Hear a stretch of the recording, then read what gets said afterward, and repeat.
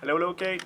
Okay, so today I'm going to show you a tutorial how to calibrate a map. Okay, so first of all, what you're gonna do is you need to count the amount of tower that you are going to place in your map. And since we have 12 round in this one, we are going to approximately place 6 tower. Okay, so what I like to do is I place them at same distance, each of them. Okay, so if you check here, I'm going to place them like this. Okay, I'm going to remove this tree here. This one, need this one, need this. Okay. So make sure there's no obstruction or anything. And what you want to do is you want to set to yourself some kind of rule. Okay, so my rule for the beginning of the game, what I'm setting is each time I can place a tower, I'm going to place it, and each round I'm going to level up one tower. Okay, so the round has ended. Can we place a new tower? No. Can I level up a tower? Yes, I must level up a tower. So you level up a tower, and then you do the next way. While you are doing testing, what I can suggest you is press Alt. You can spawn this object here, the golden bone. You place it here, and you can press G and destroy it.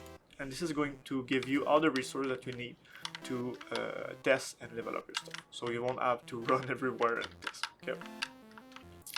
What you want to do with the testing kit is the enemy must not die at the beginning here. Okay? It's very, very important.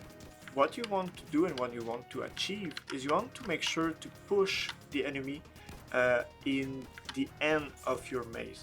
Okay, so the more you can achieve this sweet spot that I call here, okay, before the end tower and just before the enemy is leaving, this is where you want to have all your enemy reaching. Not all of them, but it need to be the nearest as possible at this area here. Okay, I see that some of your maze that you done, some of your calibration that you done, many mobs are going to die here, just right here, and that make the maze a bit boring for the player. Okay, so right now I'm going to level up. We pass another round, and since I can build a tower, I'm going to build a tower. Always the same distance. This helped me to evaluate if the maze is good, and the further you build, the further the maze is going to be big, and the more you want to push the wave of enemy into this area, always near the end. The more you can reach this spot here, the better. But if one enemy pass, it failed the attempt. Okay, so it's very important to get the further that you can, but make sure that you not go too far away. Okay, see, now so far so good. Okay, so again we have another round, so I'm leveling one tower. Can I build another tower? No, I cannot. Okay, so we continue. Great.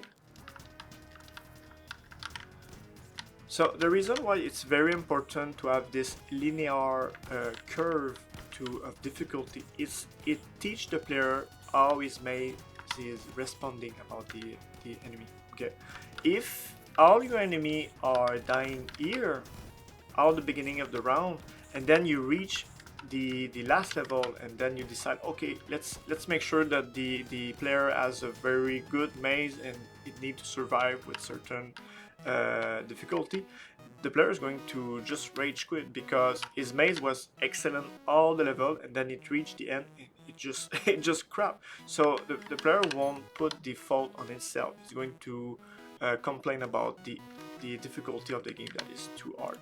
Also, the advantage of having this kind of linear difficulty, okay, is if my maze start to leak some enemy. Let's say, I don't know, I have one tower that is missing, or I didn't live up good enough, I'm going to have some monster leaking. Just one, just two, just three maybe, but I'm not going to die instantly. And this this system of panic, it's teaching the player that his maze is not good enough and it has to do better. Okay, so it still can fix the situation.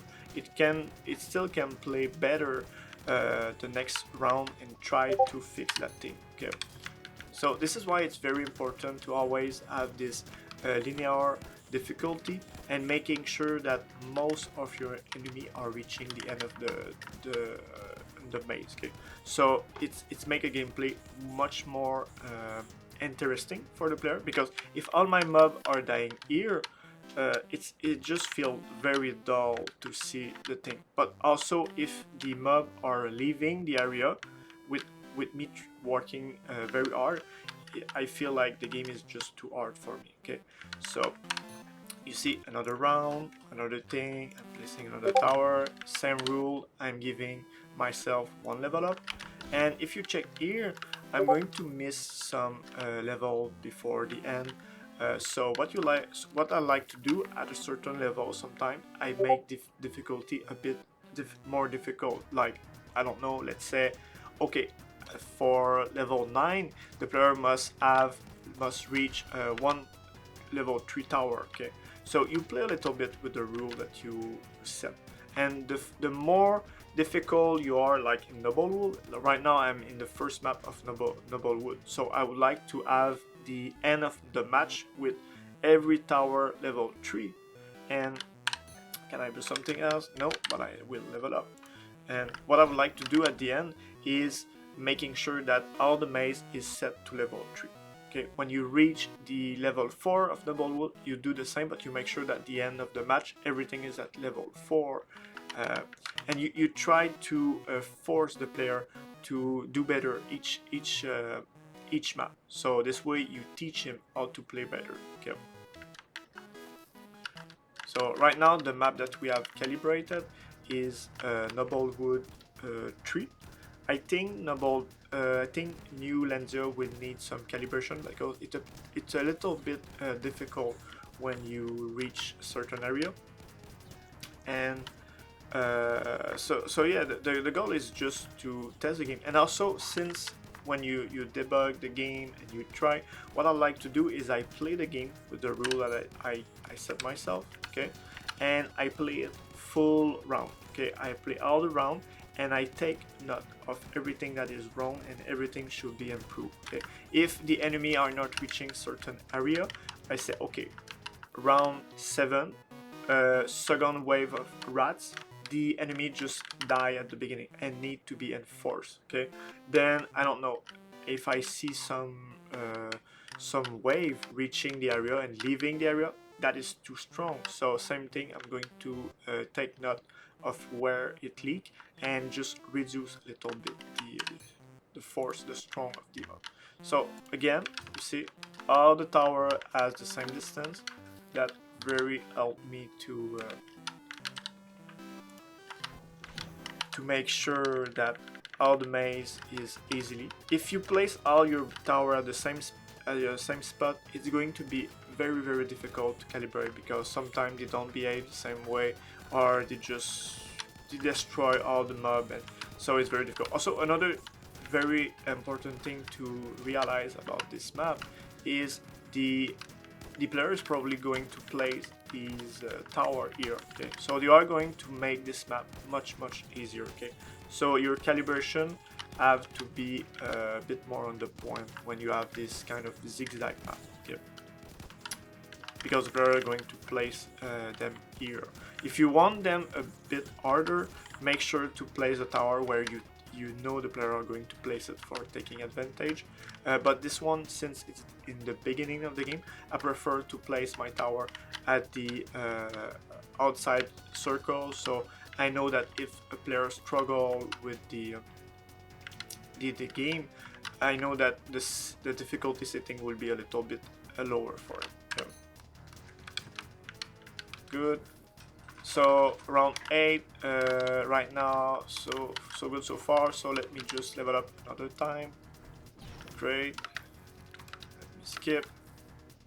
I don't know if I skip 1 or 2 waves while I'm talking, but you try to be very consistent on your way to debugging, because if you start to do random stuff or you just move your tower all the time, it's going to be very difficult to have some kind of consistency.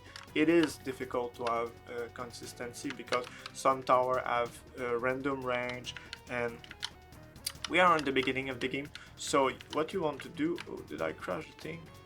Oh, I crashed the thing. What the fuck is going on?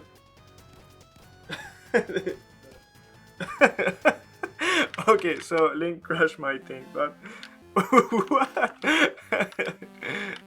Okay, but anyway, I think you understand the concept and everything, but the more you go into the last wave, the more you make the system a bit more difficult. So instead of having a rule of, okay, let's say I level up 1 tower each round, you say let's do 2 tower, let's 2 level each round. Okay, so you change your rule and you make it like right now. What I would like to do is from the level 9, I would like to maybe, okay, let's do 2 tower, okay, from level 9. Then the player has to have 2 tower level 3, and since it's the beginning, I try to not reach more than level 3 for the level of Noblewood, because it's just the 3rd level. But the more you go into deeper into the other level, the further time you can leave to the player to get better tower. Okay, and right now it's very important to have this steady learning curve, because not every player are at the same speed. When we reach more other level, and then we can be a little bit more aggressive and a little bit more sporadic into the difficulty. So we can have some wave and then it change, but because we are at the beginning of the game, it's very important to meet this like I said, sweet spot where the enemy die in this area. Okay, so I hope it give you more idea how I debug and how I try to calibrate the map. I see that some map needs some better calibration. I didn't test all of them right now. Right now we just did Noblewood 3. Some are very good, some need a little bit. So I'm going to do this week a more view about all of them. If you have the chance to calibrate one of them with this tutorial, and just send it on Discord, I'm going to look at it and see what is it. So give me your rule, how you apply your logic to test it, and I'm going to go try it myself. So hope it helped to understand how it works. So good luck.